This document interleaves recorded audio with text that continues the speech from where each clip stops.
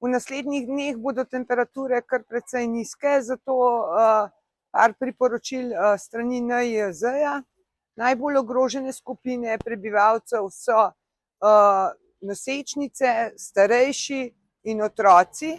Potem tisti, ki imajo kronične bolezni srca in ožilja, dihal ali sladkorno bolezen, duševno bolni, pa tudi tisti, ki so gibalno ovirani. Zelo ranljive skupine so tudi tisti z nižjim socialno-ekonomskim statusom, potem pa še nekateri, ki imajo nekakšne okoljske faktorje, to so recimo delavci na prostem, ker so izpostavljeni mrazu bolj kot seveda delavci v pisarnah.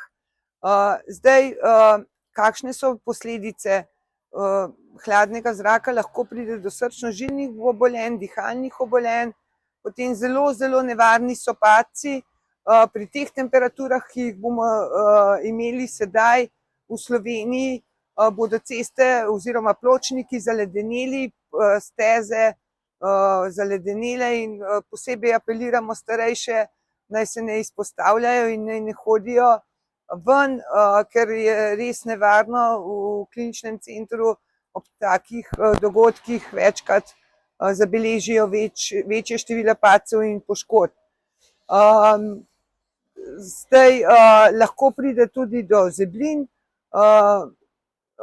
in do omrzlin in priporočamo par ukrepov. Zdaj, za starejše je priporočljivo, da se zadržujejo doma, še posebej ob zelo nizkih temperaturah in ob vetru, ki lahko spremljajo te temperature zaradi mraza in zaradi padcev, kot sem že povedala. Potem priporočljivo je, da pri starejših, ki so osameli, tisti, ki lahko pomagamo, pogledamo, če so temperature v notranjih prostorih ustrezne, torej nekako od 24 do 26 stopinj Celzija. Potem zelo dobro je, da preverimo, če kurimo na drva ali plin, ki lahko uhajata.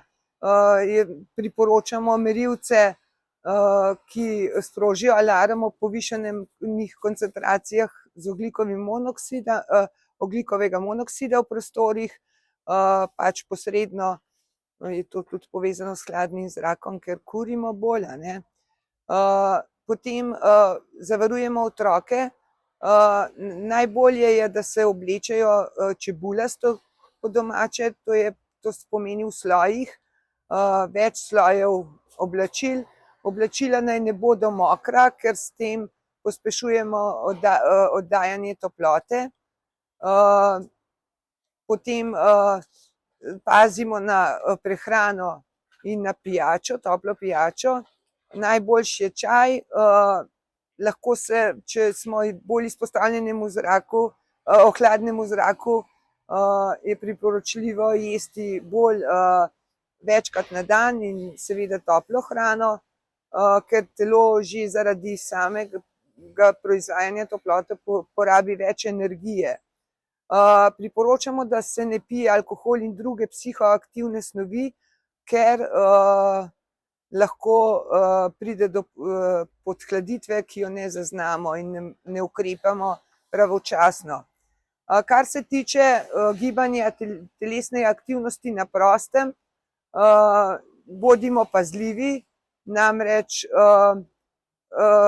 ker porabimo veliko več energije za vzdrževanje telesne temperature, se pripravimo za telesno aktivnost v času, ko so bolj višje temperature. Pri odmetavanju snega delamo počasi, ker je obremenjen srčno-žilni sistem. Če smo srčni bolniki ali drugi kronični bolniki, se lahko posvetujemo z zdravnikom.